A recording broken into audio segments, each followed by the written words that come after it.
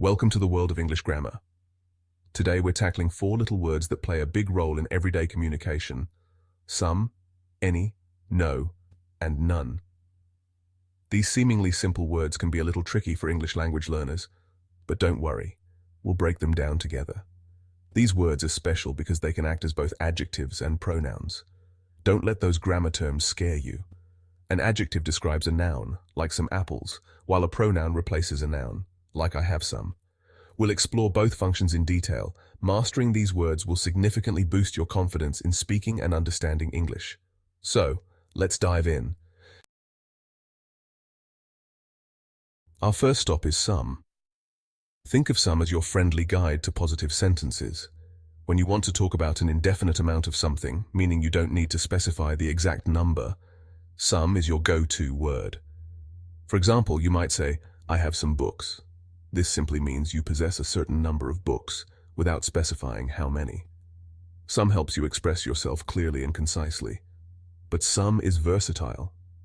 It's not confined to just positive statements. You can also use it in questions when you expect a positive answer. Imagine you're at a friend's house and feeling thirsty. You might ask, do you have some juice?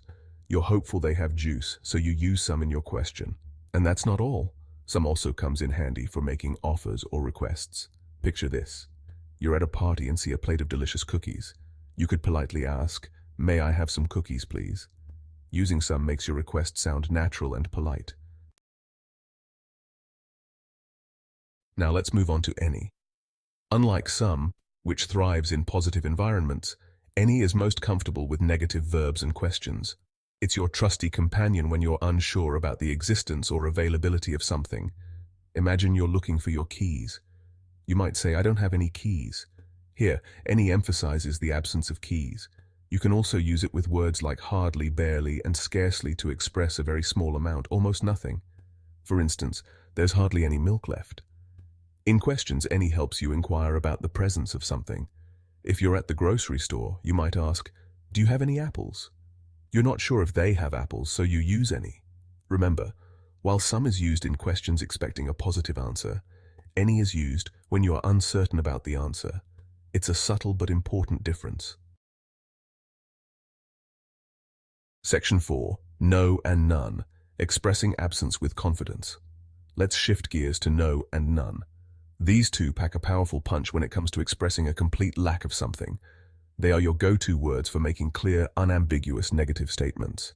No acts as an adjective, directly modifying a noun. For instance, there are no clouds in the sky paints a vivid picture of a clear, cloudless sky. It's a straightforward way to express a complete absence. None, on the other hand, functions as a pronoun.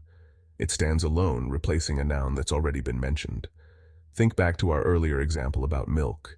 Instead of saying, there's hardly any milk left, you could simply say, there's none left. None effectively conveys the same meaning, highlighting the complete absence of milk. These words are incredibly useful for making your point clearly and forcefully. Whether you're talking about clouds, milk, or anything else, no and none are your allies in expressing a complete lack of something. Section 5. A closer look, some and any with countable nouns.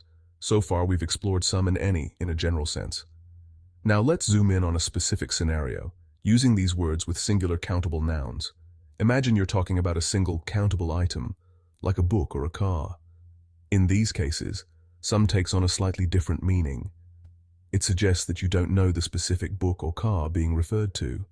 For example, if someone says, he's reading some book, it implies they don't know the exact book. Similarly, any can be used with singular countable nouns to express a lack of preference. Picture yourself at a restaurant, facing a tough choice between two equally appealing desserts. You might tell the waiter, I'll have any dessert, they both look delicious. Here, any emphasizes that you're open to either option, so while some and any function slightly differently with singular countable nouns, they still play a crucial role in conveying uncertainty or lack of preference.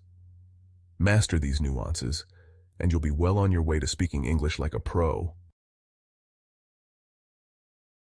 Section 6. Conclusion. Mastering the basics for fluent English. Congratulations! You've journeyed through the world of some, any, no, and none. We've explored their meanings, uses, and even delved into their nuances with countable nouns. Remember, these words are the building blocks of countless English sentences. As you continue your English language journey, practice using these words in various contexts. Don't be afraid to make mistakes. That's how we learn. You'll be amazed at how often these words pop up in everyday conversations.